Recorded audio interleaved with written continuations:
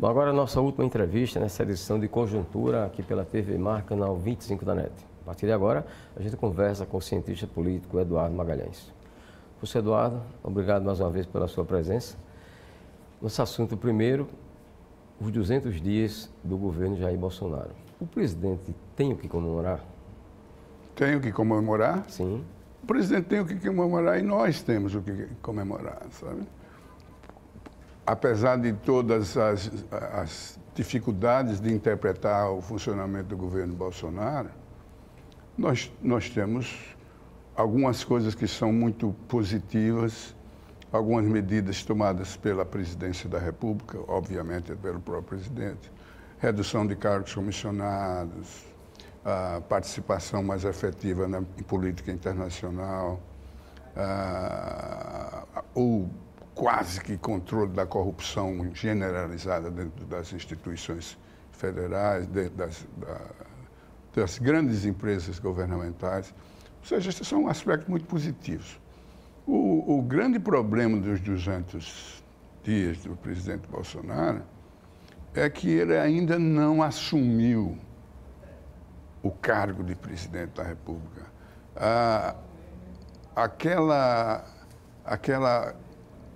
liturgia do cargo que o presidente Sarney falava que era indispensável, o presidente Bolsonaro não passou nem por perto do que significa ser presidente de um país, do potencial, e que está esperando de uma pessoa exatamente para colocá-lo a caminho do seu grande futuro. E o presidente sempre parece que está numa brincadeira, sabe? Raramente ele tem uma concentração permanente. Ele entra em foco e, de repente, parece que está na caserna, está depois do expediente fazendo brincadeira e tomando cerveja. E um presidente da República é presidente o tempo inteiro, sabe? Infelizmente, ele passa a ser um escravo da nação e do país que ele escolheu para representar. Professor, politicamente, me parece que o presidente está conseguindo uma grande vitória, que é a reforma da Previdência. Muito grande vitória, Você sabe os resultados ainda, mas me parece que muitos duvidavam que ele conseguisse maioria para isso, conseguiu em tempo razoável até. Do ponto de vista administrativo, uma vitória muito grande. Do ponto de vista político, ele criou um problema para ele, pela sua inabilidade como político, que criou um possível candidato à presidência da República de uma estatura muito grande, que é o Rodrigo Maia. Quem está assumindo o papel de grande responsável pela reforma da Previdência é o presidente Rodrigo Maia. Presidente da Câmara. Do presidente da Câmara, que tem tido um tato, inclusive o comportamento dele dos últimos 6 meses é de alguém que de repente se deu conta da importância que é a reforma e do papel que ele pode adquirir e da importância que ele pode adquirir, sendo o responsável pelo sucesso da reforma da Previdência. Sem dúvida alguma, do ponto de vista político, grande vencedor, inclusive parece ser mais articulador do plano econômico do que o próprio Paulo Guedes. De repente, a presença maior é do aspecto político, porque a reforma só tem sucesso se tiver sucesso político. A parte técnica, muito bem, o Paulo Guedes se encarrega, mas o sucesso não é do Bolsonaro.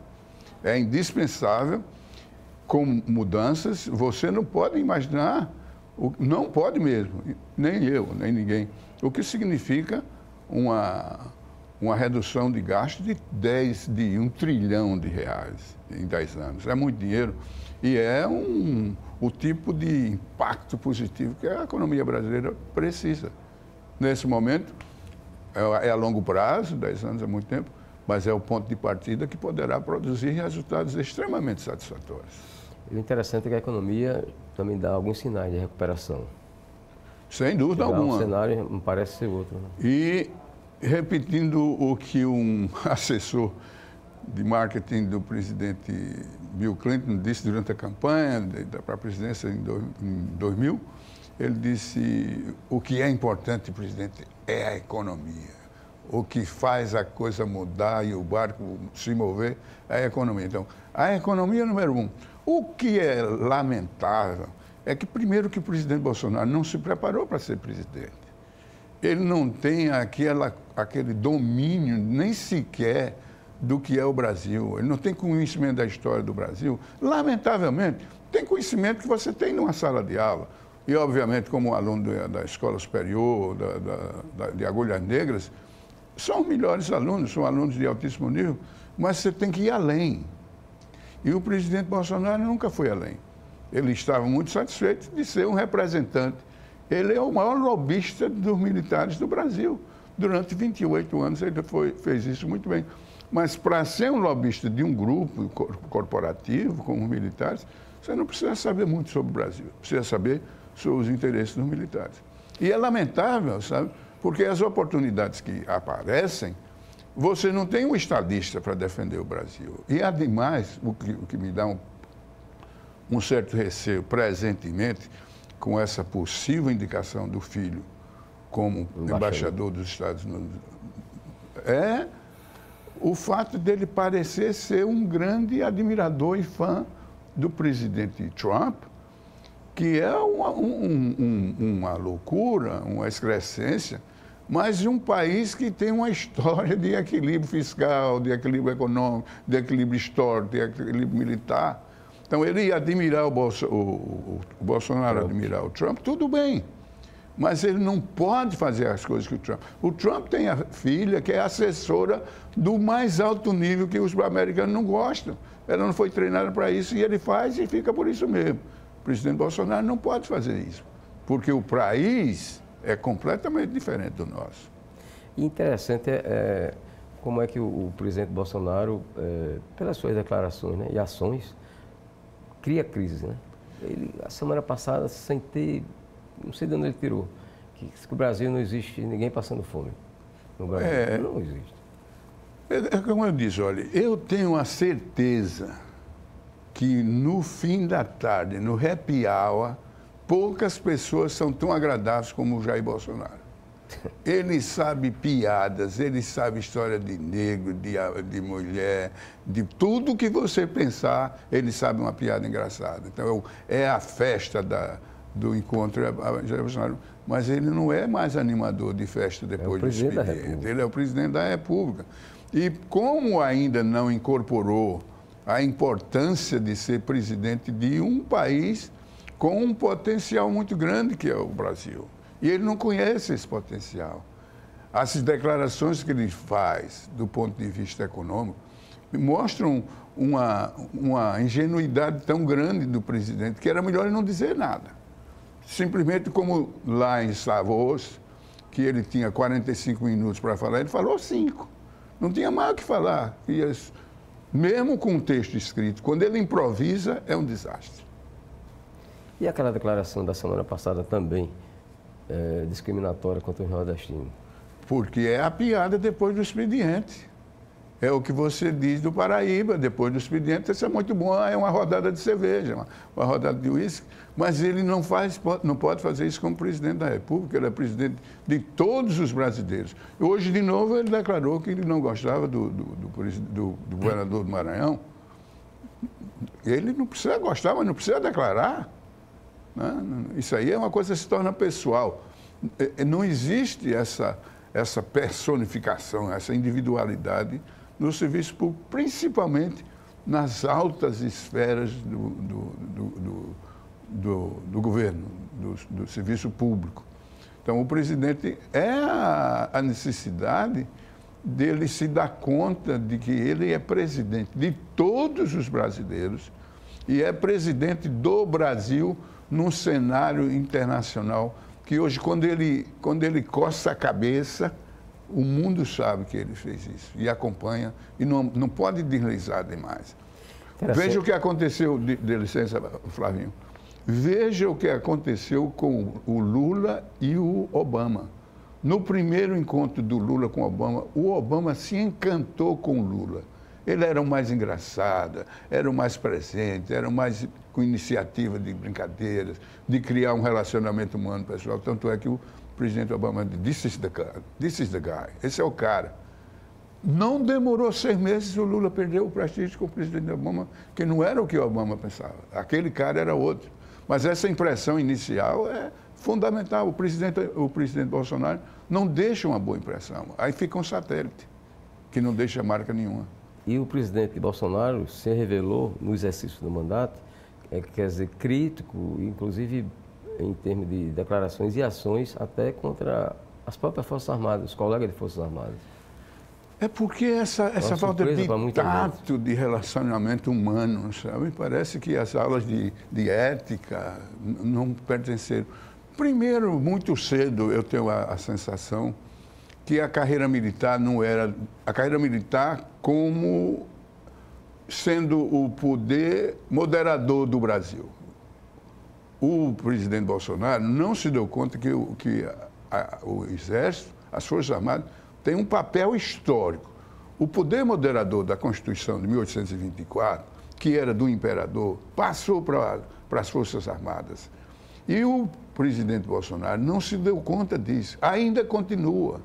As Forças Armadas são o grande recipiente onde estão as esperanças de um Brasil moderado, capaz de buscar o seu futuro. E o presidente Bolsonaro, como se desencantou da carreira militar muito cedo, tanto é que quem vai para Agulhas Negras vai ser general, vai ser treinado para ser general, 4 estrelas. O presidente Bolsonaro se decepcionou tanto que ele se afastou no começo da carreira de capitão do Exército.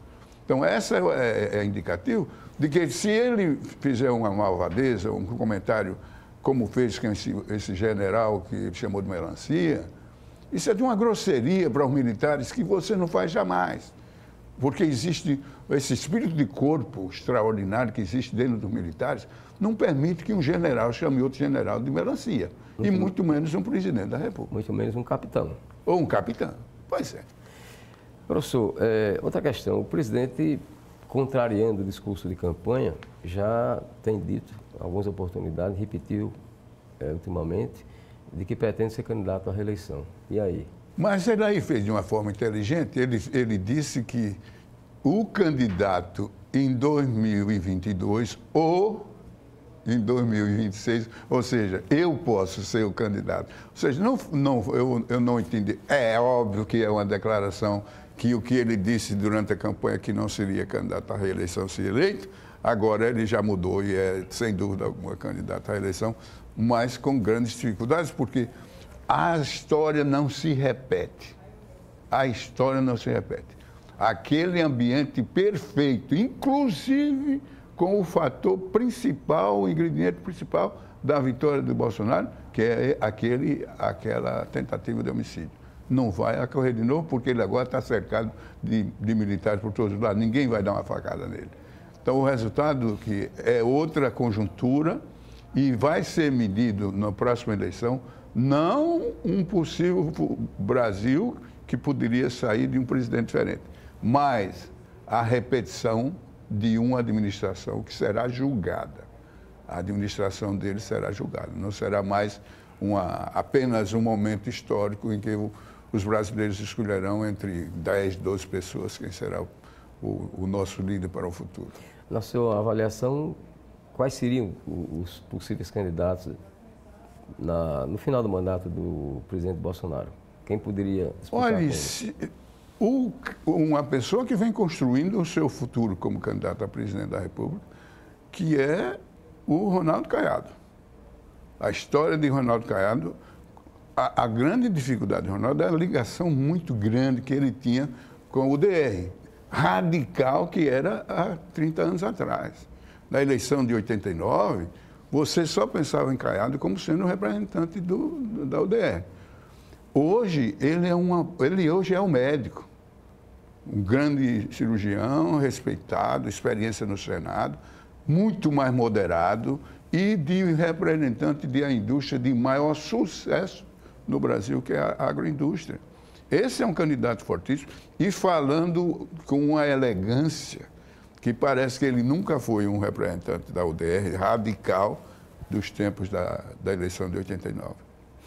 Ok, nosso muito obrigado ao professor Eduardo Magalhães, cientista político, pela sua presença nesta edição de Conjuntura. Muito obrigado também a você, telespectador, por nos acompanhar.